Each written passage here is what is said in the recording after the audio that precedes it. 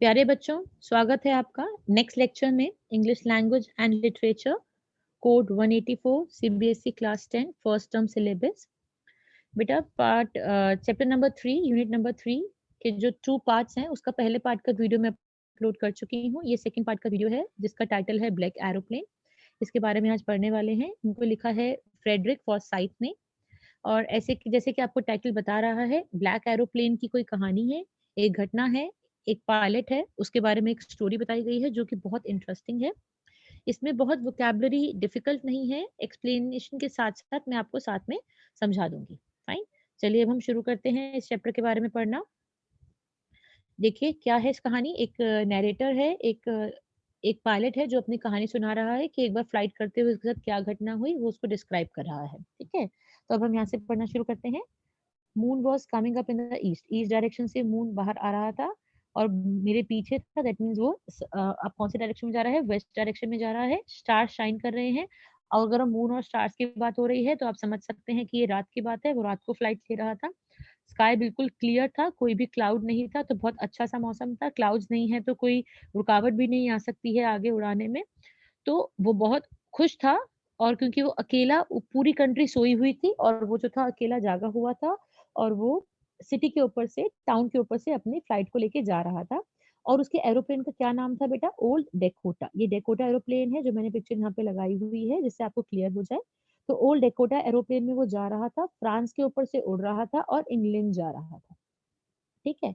और उसको क्या लग रहा था कि वो अपनी हॉलिडे को बहुत एन्जॉय करने वाला है क्योंकि वो अपनी फैमिली के पास जा रहा था कि जो कि कहाँ रहती है? जो कि इंग्लैंड में रहती है। तो वो अपनी फैमिली को मिलने के लिए जा रहा था और अभी क्या टाइम हुआ है बेटा? अभी 1:30 टाइम हुआ है, 1:30 एएम। तो रात है, ठीक है? 1:30 एएम है तो उसको उम्मीद है कि वो जल्द ही अपने फैमिली के पास पहुँच जाएगा। चलिए आगे पढ़ते हैं इसको, आगे क्या कह रहा है ये? 1 मिनट बच्चों, 1 सेकंड। आगे देखते हैं। ओफ़ो! ज्ञान doing it wrong. I should call Paris control soon. अब उसको लगा कि वो पेरिस कंट्रोल में एक बार कॉल करके बात कर लेता है। उसने सोचा तो उसने देखा एरोप्लेन की नोज़ की तरफ, मतलब एरोप्लेन की नोज़ होती है इसकी तरफ उसने देखा, तो उसको सिटी की लाइटें जली हुई नज़र आई। उसको बहुत अच्छा लगा, ठीक है? तो उसने रेडियो ऑन किया और बोला पेरिस कंट्रोल डेकोटा डीएस 088। कभी एग्ज़ाम में आपसे पूछ लिया जाए कि जिसको वो उड़ा रहा था उसका कंप्लीट नाम क्या था? तो आप बता देंगे डेकोटा डीएस 088 था, ठीक है? और वो बात करना चाह रहा है अपनी पोजीशन को जानने के लिए और आगे की फ्लाइट कंटिन्यू करने के लिए, ठीक है? चलिए आगे देखते हैं नेक्स्ट पेज पे क्या हुआ। The voice from the other radio. अब उसको वहां से आंसर आ गया, जहां से वो पेरिस कंट्रोल रूम में बात कर रहा था वहां से उसको आंसर आ गया इमीडिएटली और उन्होंने बोला yes we can hear you, हम तुम्हें सुन सकते हैं, ठीक है? अब और उसने कहा, उन्होंने क्या बोला, उसको क्या सजेस्ट किया कि वो 12 डिग्रीज वेस्ट की तरफ थोड़ा सा टर्न कर जाए। ठीक है, उसने अपना मैप चेक किया क्योंकि मैप के बिना उसको पता नहीं चलेगा कि वो कौन सी डायरेक्शन में है और उसको वेस्ट में कहाँ पे जाना है। ठीक है, और उसने अपना कंपास को देखा। कंपास जो होता है यहाँ पे कॉकपिट में होता है जिससे आपको डायरेक्शंस का पता चलता है। ये कॉकपिट मैंने यहाँ पे पिक्चर लगाया हुआ है, ठीक है? और फिर उसने अपना जो सेकंड टैंक था फ्यूल का वो भी ऑन कर लिया क्योंकि फर्स्ट टैंक का फ्यूल उसका खत्म हो गया था। ये सेकंड और लास्ट फ्यूल टैंक था और उसने 12 डिग्रीज़ एज़ जैसे कि उसको कहा गया था वेस्ट की तरफ वो मुड़ गया क्योंकि उसको इंग्लैंड जाना था। जब आप बेटे स्काई में होते हैं या समुद्र में होते हैं तो आपको अपनी पोज़ीशन का पता नहीं लग पाता है, तो आप कंपास की हेल्प से पता लगा पाते हैं कि आपको कहाँ जाना है और किस डायरेक्शन में जाना है क्योंकि आपको डायरेक्शंस का पता ही नहीं चलता है क्योंकि सब कुछ सेम लगता है, चारों तरफ सिमिलर लगता है। ठीक है? अब उसको लग रहा था कि वो ब्रेकफ़ास्ट के टाइम पे पहुँच ही जाएगा और अपने फैमिली के साथ इंग्लिश ब्रेकफ़ास्ट एन्जॉय करेगा। ये जो पिक्चर है ये इंग्लिश ब्रेकफ़ास्ट की है, तो उसको लगा था वो इंग्लिश ब्रेकफ़ास्ट एन्जॉय करने वाला है। सब कुछ बहुत अच्छा चल रहा था और फ्लाइट भी बहुत ईज़ी जा रही थी। अब पेरिस कितना पीछे रह गया था, उसने पेरिस से उड़ान शुरू करी थी, उसकी जो उड़ान थी वो 150 किलोमीटर्स पीछे छोड़ चुका था पेरिस को। अब क्या हुआ, उसको क्लाउड्स दिखने लगे और वो कैसे क्लाउड्स थे? स्टॉर्म क्लाउड्स थे, तूफान के क्लाउड्स थे।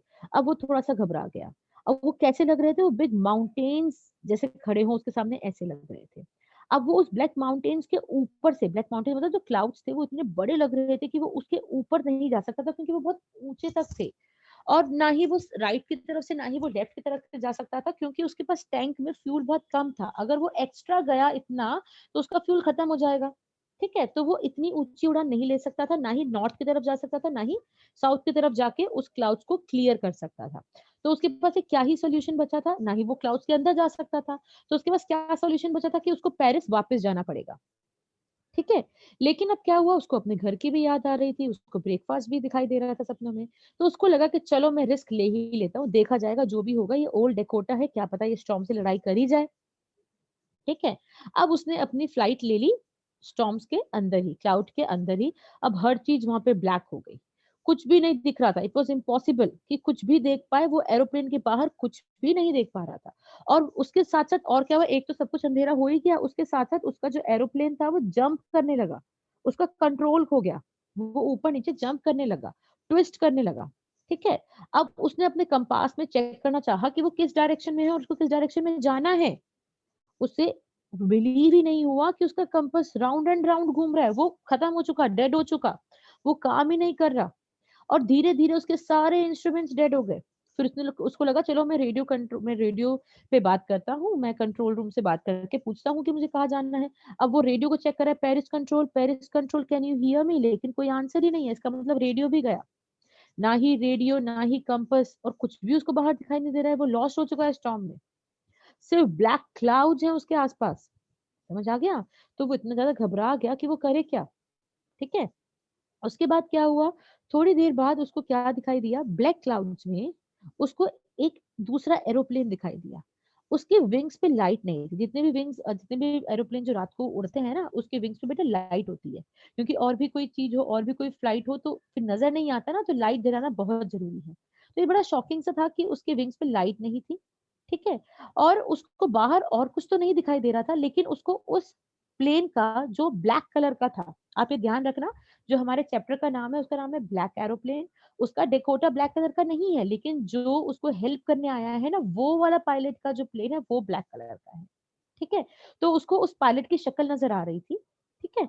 और और क्या हुआ, मैं उसकी तरफ देखने लगा और मुझे बहुत अच्छा लगा कि कोई तो है। और उसने क्या किया, उसके पायलट ने उसको अपना हैंड उठाया और उसको वेव किया। ठीक है? दूसरे पायलट ने भी उसको उसकी तरफ वेव किया। अब तो ये बहुत खुश हो गए कि चलो कोई तो आया। ठीक है? अब आगे क्या हुआ, आगे देखते हैं। और उसने वेव करके क्या कहा, इशारे से कहा फॉलो मी, मेरे पीछे-पीछे आओ। और उस पायलट को ये पता था कि ये जो नैरेटर है ये खो चुका है। अब उसने क्या किया, उसने एरोप्लेन को नॉर्थ की तरफ टर्न किया और वो नैरेटर के सामने आ गया। ठीक है? वो नैरेटर के डेकोटा एरोप्लेन के सामने आ गया, जिससे वो उसको फॉलो कर पाए। अब वो खुशी-खुशी एक ओबीडिएंट चाइल्ड के जैसे, एक जो बच्चा सबकी बातें मानता है, उस बच्चे के जैसे उस एरोप्लेन को फॉलो करने लगा, ओबीडिएंट चाइल्ड। अब आधे घंटे तक वो फॉलो करता रहा उस स्ट्रेंज ब्लैक एरोप्लेन के। अभी भी वो उसकी आँखों के सामने था। अब उसको लगा अब मेरे पास कुछ ज़्यादा फ्यूल तो बचा नहीं है। मैं सिर्फ़ 5 मिनट या 10 मिनट के लिए और उड़ा सकता हूँ, अब मैं क्या करूँगा? अभी वो स्टार्टेड टू फील फ्राइटेंड, अभी तक तो उसको थोड़ा-सा रिलीफ फील हुआ था क्योंकि उसको दूसरा एरोप्लेन मिल गया था जिसको वो ईज़िली फॉलो कर रहा था। लेकिन अब जो नेक्स्ट प्रॉब्लम ये आई कि उसके पास फ्यूल भी बहुत कम था। अब वो फॉलो भी कैसे करेगा? लेकिन जैसे ही उसने ऐसे सोचा, तो दूसरे वाला जो एरोप्लेन था वो नीचे की तरफ जाने लगा। इसका मतलब वो लैंड करने वाला था। तो उसने उसको फ़ॉलो किया। अब उसने जैसे ही उसको फ़ॉलो किया तो वो क्लाउड से बाहर आ गया। देखो क्लाउड से बाहर आ गया और उसको सामने क्या दिखाई दिया? क्या दिखाई दिया? ल 2 straight lines of light in front of me. देखो लाइट दिखाई दे रही है आपको? ये उसको लाइट दिखाई दी। उसको लगा अरे ये तो रनवे है। रनवे पता है ना जहाँ पे एरोप्लेन लैंड करता है या जहाँ से फ्लाइट लेता है, ठीक है? अच्छा मैं एयरपोर्ट पे पहुँच गया हूँ, मैं सेफ हूँ। उसने टर्न करके देखा ब्लैक एरोप्लेन की तरफ, उसके पायलट की तरफ, उसको थैंक यू बोलना चाहता था इशारे से, लेकिन उसको क्या नज़र आया कि स्काई में तो कोई था ही नहीं, स्काई तो एम्प्टी था, कोई वहाँ पे था ही नहीं। ब्लैक एरोप्लेन जा चुका था, he could not see anything anywhere, ठीक है? तो वो कहाँ गया एरोप्लेन, कहाँ गायब हो गया? अब वो हिमसेल्फ बहुत सरप्राइज़्ड हो गया, उसको भी बहुत सरप्राइज़ फील हुआ। अब आगे देखते हैं कि उसने क्या किया फिर। आई लैंडेड, मैंने लैंड किया and I was not sorry to walk away from old Dakota. अब मुझे सॉरी मतलब मुझे अफ़सोस नहीं फ़ील हो रहा था कि मैं ओल्ड डकोटा पे उड़ के आया हूँ क्योंकि मैं लैंड कर चुका था। और मैं गया कंट्रोल रूम में और एक वुमन वहाँ बैठी थी। मैंने उससे पूछा कि वो दूसरा पायलट कहाँ है? मैं उसको थैंक यू करना चाहता हूँ। और वो मेरी तरफ स्ट्रेंजली देखने लगी। She looked at me very strangely और फिर हँसने लगी। Another aeroplane? स्टॉर्मी नाइट में कोई another aeroplane? No other airplane was flying tonight, आज तो और कोई उड़ ही नहीं रहा था, तुम्हारा प्लेन तो अकेला था स्काई में। और मैं अपने रडार में भी देख पा रही थी कि और एरोप्लेन उड़ ही नहीं रहे हैं। अब आपके मन में क्वेश्चन होगा कि रडार क्या होता है? देखो बेटा, ये रडार की मैंने एक फोटो ली है, यहाँ पे लगाई है, जिससे आपको क्लियर हो जाए कि रडार होता क्या है। ये कैच करता है बेटा कि कोई भी जो फ्लाइंग ऑब्जेक्ट है स्काई में कहाँ पे है, किस डायरेक्शन पे है, ये उसकी वीडियोस को नीचे रिफ्लेक्ट करता है, जिससे जो कंट्रोल रूम है वो कंट्रोल कर पाते हैं किसी भी एरोप्लेन की मूवमेंट्स को। ठीक है? उसने कहा मैं तो रडार में सिर्फ आपके ही प्लेन को देख पा रही थी, मैंने तो किसी और को देखा ही नहीं है, कोई था ही नहीं और एरोप्लेन। ठीक है? तो अब वो सोचने लगा कि who help me to reach there, किसने मुझे हेल्प किया सेफली यहाँ पहुँचाने पे? ना ही मेरे पास कंपास काम कर रहा था, ना ही रेडियो काम कर रहा था, ना ही फ्यूल था। लेकिन उस पायलट ने मुझे, जो एक स्ट्रेंज ब्लैक एरोप्लेन का पायलट था, उसने मुझे हेल्प किया। ना ही उसके विंग्स पे लाइट थी, जो आज रात उड़ रहा था, लेकिन वो था कौन? उसने कैसे मुझे हेल्प किया? जब कंट्रोल रूम में पता चल रहा है कि कोई एरोप्लेन था ही नहीं, तो क्या बात हुई है? कैसे उसको हेल्प किया? और इसी क्वेश्चन के साथ उसकी जो कहानी थी इस चैप्टर की, वो एंड हो गई और लाइफ टाइम वो इसी क्वेश्चन से जूझता रहा कि उसे किसने हेल्प किया। तो बेटा देखो, स्टोरी क्या समझ आई कि नैरेटर था, इंग्लैंड जा रहा था, अपनी फैमिली के पास पहुंचना चाहता था, इंग्लिश ब्रेकफास्ट एंजॉय करना चाहता था, इसलिए उसने रिस्क भी ले लिया। रिस्क लेने के बाद उसको ब्लैक क्लाउड्स में एक ब्लैक एरोप्लेन मिला, जिसके पायलट ने उसको हेल्प किया, सेफली उसको लैंड करा दिया इंग्लैंड में। लेकिन अब उसको सरप्राइज क्या मिला कि आज तो मतलब उस दिन तो आसमान में कोई एरोप्लेन था ही नहीं। तो बेटा आपको क्या लगता है किसने उसकी हेल्प करी? वैसे तो ये क्वेश्चन आएगा नहीं एग्जाम में, लेकिन अगर आता भी है तो बेटा इसको हम बोलते हैं कि उसकी इनर सेंस ने, उसकी अंदर की आवाज ने उसकी हेल्प की। उसको लग रहा था कोई और है, लेकिन वो खुद ही था जो अपनी हेल्प कर रहा था। ठीक है? चलिए अब इसके कुछ आरटीसी बेस्ड क्वेश्चन है बेटा, वो देखते हैं। आरटीसी देखते हैं पहले। एवरीथिंग वाज गोइंग वेल, हर चीज सही जा रही थी। It was an easy flight, बहुत इजी फ्लाइट थी। पेरिस वाज अबाउट 150 किलोमीटर पीछे रह चुका था। स्टॉर्मी क्लाउड थे जो बहुत बड़े-बड़े थे, ब्लैक माउंटेन जैसे लग रहे थे। मैं उसके ऊपर नहीं जा सकता था, लेफ्ट नहीं जा सकता था, राइट नहीं जा सकता था। मेरे को पेरिस वापस जाना पड़ना था। लेकिन फिर मुझे अपने घर की याद आई, ब्रेकफास्ट की याद आई, तो मेरे को लगा चलो रिस्क ले ही लेते हैं। ठीक है? और वो अपने ओल्ड डकोटा को लेकर उस स्टॉर्म में उड़ गया। अब हम देखते हैं पहला question. Okay, based on the given extract, जो मैं एक्सट्रैक्ट गिवन है, आपको इन चारों फोटोज में से, चारों मीम में से ये बताना है कि जो इसने बोला है ना that it was an easy flight, इसका आपको रिस्पॉन्स देना है, इसका आपको आंसर देना है। अगर आपके सामने कोई बोल रहा है कि ये तो बहुत इजी फ्लाइट है, इस नरेटर ने बोला ये बहुत इजी फ्लाइट है, क्या वो उसके लिए इजी रही थी? क्वेश्चन का रिप्लाई दो, इस स्टेटमेंट का रिप्लाई दो। पहला रिप्लाई, यू गॉट दिस, तुम सही बोल रहे हो। इट्स ऑलमोस्ट टू इजी, सही बोल रहे हो, बहुत इजी है। यू स्पोक टू सून, तुमने ये बात बहुत जल्दी बोल दी कि इजी फ्लाइट है। कि आखिरी वाली, कि द एंड इज नियर, तुम्हारा अंत तो अब समीप है। नहीं, तो इसमें क्या है, इसमें सी ऑप्शन आएगा कि तुम ये बात बोलने के लिए बहुत जल्दी कर दी, क्योंकि तुमने भी पूरी फ्लाइट देखी ही नहीं है। और इसने बिल्कुल सही बोला, क्योंकि आगे जाके उसको बहुत दिक्कतें हुई थी उस फ्लाइट को कंप्लीट करने में। ठीक है? अब इसी आरटीसी पे हमारा नेक्स्ट क्वेश्चन आता है बेटा। ठीक है, इसको देख लेते हैं next question. Wait a second. Okay, this is the next question. Let me erase it first and continue. Thing is saying, how would you describe the risk of that narrator took? How would you describe the risk the narrator took? जो narrator ने risk लिया वो कैसा था? उन्होंने calculate किया था इस रिस्क को, वो कैलकुलेट उन्होंने सोच समझ के उसको लिया था। वो इम्पीटियस था, मतलब बिना समझे सोचे उन्होंने रिस्क लिया था। अनअवॉइडेबल था, ऐसे रिस्क को हम अवॉइड ही नहीं कर सकते हैं, इसलिए उन्होंने लिया। या नेविगेबल था, कि वहां पे हम आराम से निकल जाएंगे, इसीलिए लिया। तो इसका आंसर क्या होगा बेटा? बी पार्ट होगा। ये इम्पीटियस था, क्योंकि उन्होंने बिना सोचे समझे ये रिस्क ले लिया था। In what way might the reference to the Dakota as old be relevant? उन्होंने ओल्ड डेकोटा को, इस डेकोटा को ओल्ड बोला कि चलो मैं इस ओल्ड डेकोटा को स्ट्रॉ में ले ही जाता हूँ, तो उन्होंने किस रेफरेंस में इस बात को रखा था?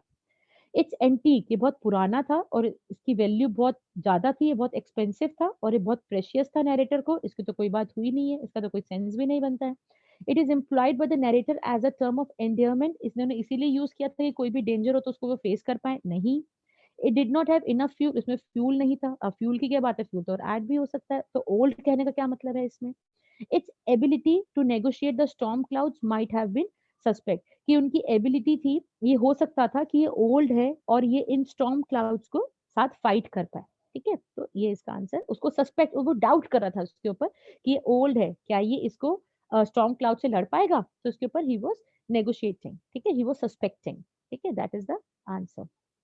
चलिए नेक्स्ट क्वेश्चन पे आते हैं। Read the statement. अब हमें 3 स्टेटमेंट गिवन है, उसके बेस पे हमारे पास 4 ऑप्शंस हैं, उसको हमें देखना है और बताना है कि कौन सा ऑप्शन सही होगा। पहले हम तीनों स्टेटमेंट को पढ़ते हैं। The narrator's desire to reach home and see his family made him complacent. अब उन्होंने क्लाउड्स के अंदर घुसा तो लिया अपना एरोप्लेन, लेकिन उनको लगा कि चलो घर वालों से मिलना है, तो चलो मैं अग्री करता हूँ, कोई बात नहीं, मैं खुश हूँ, मैं संतुष्ट हूँ। ये तो था ही नहीं बेटा। Second, the narrator was unaware of the threat and that the adversarial storm clouds presented। उसको लगा स्टॉर्म ही तो है, उसको पता ही नहीं था कि इससे कोई थ्रेट भी है उसकी लाइफ को, इससे कुछ खतरा भी है। नहीं, ये तो उसको पता था कि खतरा हो सकता है। तीसरा, the narrator's decision making was quick but irresponsible as well as dangerous. उन्होंने क्विकली तो डिसाइड किया था, लेकिन जिन्होंने जो भी डिसाइड किया था वो एक गलत डिसीजन था, इररिस्पांसिबल था और खतरनाक भी था। गलत तो नहीं कह सकते, इररिस्पांसिबल था। ठीक है, अब आपको बताना है कि इन तीनों स्टेटमेंट के ऊपर आपको 4 क्वेश्चन दिए गए हैं। स्टेटमेंट 1 जो है वो फॉल्स है, स्टेटमेंट 2 ट्रू है। 2 तो ट्रू हो ही नहीं सकती, उनको पता था कि उसमें रिस्क है।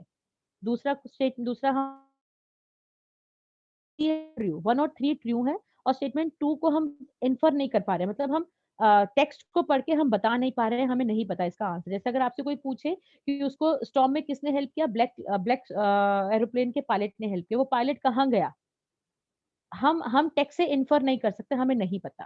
ठीक है, इसका मतलब ये है। तीसरा, statement 1 can not be inferred, statement 1 हम नहीं बता सकते टेक्स्ट के हिसाब से। स्टेटमेंट 2 तो फॉल्स है ही, और स्टेटमेंट 3 ट्रू है।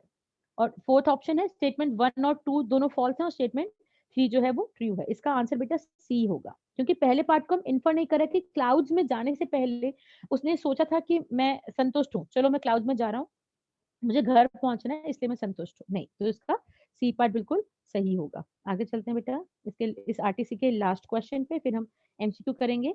आपको वही रिलेशन वाला बात ढूंढनी है जो इन दोनों वर्ड्स में रिलेशन है, रिस्क और रिस्क की। रिस्क होता है नाउन, रिस्की होता है एडजेक्टिव। तो आपको ऐसा ही एक आपको पेयर ढूंढना है, डेंजर और डेंजरसली, हिजार्ड हिजार्डियस, पेरिल इम्पेरिल्ड, कॉशन प्रिकॉशन। तो उसका जो आंसर है वो सेकंड है, हिजार्ड और हिजार्डियस। ठीक है, चलिए हम डायरेक्ट एमसीक्यू करेंगे। द टाइटल ब्लैक एरोप्लेन, जो टाइटल है ना ब्लैक एरोप्लेन, किस पे बेस्ड है आपको पता है, उस एरोप्लेन पे जिसने उसकी हेल्प की थी। The aeroplane that help the pilot. The pilot was flying from dash to dash, कहां से कहां जा रहे थे, तो ये फ्रांस से इंग्लैंड जा रहे थे। ठीक है, फ्रांस के ऊपर उड़ते हुए जा रहे थे ना, इसलिए फ्रांस से इंग्लैंड की तरफ वो जा रहे थे। नेक्स्ट है, they look like black mountain standing in front of me across the sky. वो स्काई में जो खड़े थे वो ब्लैक माउंटेन्स की तरह खड़े थे, तो वो किसकी बात कर रहा है, वो स्टॉर्मी क्लाउड्स की बात कर रहा है। How far was the narrator from Paris when he saw dark clouds in the sky. अब वो कितनी दूर आ चुके थे पेरिस से जब उनको दिखाई दिया कि ये जो डार्क क्लाउड्स है वो आ गए हैं सामने, तो 150 किलोमीटर की आंसर है इसका। ठीक है, चलिए आखिर 2 क्वेश्चन देखेंगे। Which of the pilot instrument stop working first, किस इंस्ट्रूमेंट ने सबसे पहले काम करना बंद किया था, उसका आंसर है कंपास का ए part. When the pilot of the black aeroplane asked the narrator to follow him, in which direction did he turn his aeroplane? जब उस पायलट ने उनको फॉलो करने के लिए कहा था, तो उन्होंने किस डायरेक्शन में अपने एरोप्लेन को घुमा लिया था, वो है नॉर्थ डायरेक्शन। ठीक है, तो ये आपके सारे आंसर्स हो गए हैं बेटा। मैंने आपको एमसीक्यूज भी करा दिए, चैप्टर भी समझा दिया है। इससे हमें क्या मैसेज मिलता है इस चैप्टर से, we should not lose hope in life. हमें लाइफ में कभी भी होप को लूज नहीं करना है, हमेशा आशावादी रहना है। वर्स्ट केसेस में भी आपको रोशनी जरूर मिलेगी। टनल से जब आप क्रॉस करते हैं, चाहे उसमें अंधेरा होगा, लेकिन आखिरी में रोशनी आपको जरूर मिलती है। तो इसी पॉजिटिव थॉट के साथ हम आज एंड करते हैं। आपको कोई भी दिक्कत आती है बेटा, आप कमेंट बॉक्स में लिख के अपनी क्वेरीज को पूछ सकते हैं, मैं जरूर आपकी प्रॉब्लम का सॉल्यूशन दूंगी। धन्यवाद बेटा।